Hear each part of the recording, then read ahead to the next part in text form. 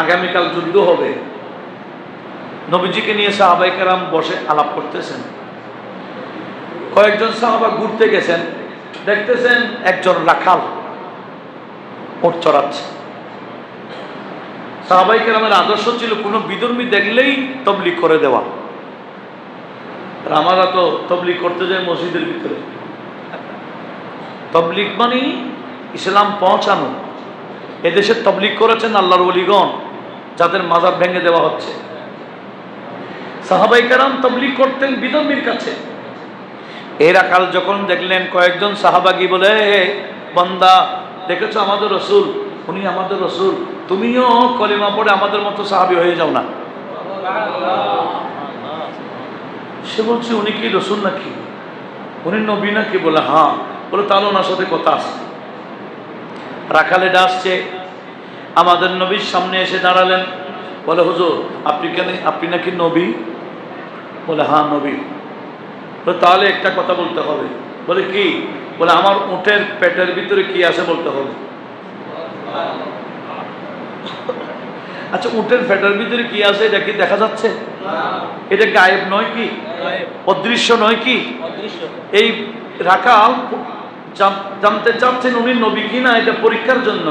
আমার উটের পেটের ভিতরে কি আছে? তখন ওই নবীর সামনে বসে এক সাহাবা, পারলে ওনার নাম মুখস্থ রাখিয়েন। ওনার নাম সালমা বিন সালমা।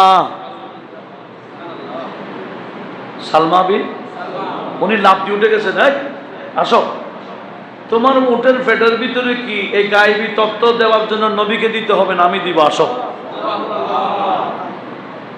কে বলতেছে? বলে তুমি এই উটের সাথে মিলন করেছ, অন্য কোনো উট দিয়ে এটার বাচ্চার ব্যবস্থা করো নাই, তুমি নিজে মিলন করেছ। তোমার বীর্য থেকে উটের পেটের ভিতরে বাচ্চা, এটা তোমার থেকে বাচ্চাটা হয়েছে। কখন এই উটের সাথে সে মিলছে, তার বীর্য উটের পেটের ভিতরে ঢুকাইছে, কেউ জানে না। সে গোপন তত্ত্বটা নবীর থেকে জানতে চাইলেন। আর নবী সাহাবা বলে এটা লজ্জার বিষয়, এটা নবীকে বলার দরকার না, আমি বলে দিচ্ছি। সে আর দেরি করলো না, সাথে সাথে নবীজির কদমে উঠে বলল, বলে বুঝছি আপনার গোলাম যদি এটা পারে, আপনি তো আরো বেশি পারবেন, আমাকে একটু কলমাটা পড়াই দেন, লা ইলাহা ইল্লাল্লাহু মুহাম্মাদুর রাসূলুল্লাহ সাল্লাল্লাহু আলাইহি ওয়াসাল্লাম। একটু বড় আওয়াজে বলুন।